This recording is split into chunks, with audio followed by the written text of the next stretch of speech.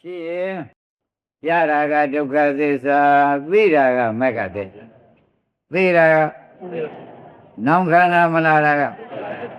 နိရောဓသစ္စာဆိုတော့ဩတို့ဒီသစ္စာလေးပါးလုံးနေတာပါကလားဆိုတာမပေါ်လာဘူးပေါ်လာရှင်းပြီရှင်းပါတခါကျွေတော့လောက်တော့လဲစောင့်ကြည့်ရတယ်မဟုတ်လားမှန်ပါလိုက်ဖိုင်းရင်မေးပါမယ်မေးပါအေးဒါကြောင့်ခွင်းတို့ဒကာဓမ္မတွေစောင့်ကြည့်လို့ရှင်ခန္ဓာကိုယ်ကြီးကပင်ကိုယ်ကအနာခန္ဓာကိုယ်ကြီးကိုမှန်ပါအနာတွေပဲမပြရဘူးပြပါအနာခန္ဓာကိုယ်ကြီးမို့အနာခန္ဓာတွေပြတော့ဒီနာခန္ဓာတွေကလည်းပြလိုက်နဲ့ပြနေတော့ဩ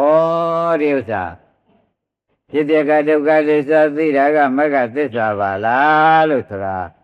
အခုအချိန်မှဉာဏ်နဲ့မှပေါ်လာမှန်ပါပါထိုကဲ့သို့ပေါ်လာတဲ့အခါကျလို့ရှိရင်ဖြင့်ကိလေသာဈာမညလို့ရှိရဖြစ်ပြနဲ့မဲ့နဲ့ကြားထဲမှာကိလေသာဈာမချလို့ရှိရခုနှစ်ရက်နဲ့မဲ့ညာကိုညာရပါတယ်ဖြစ်ပြနဲ့မဲ့နဲ့ကြားထဲမှာကိလေသာဈာမကိုရင်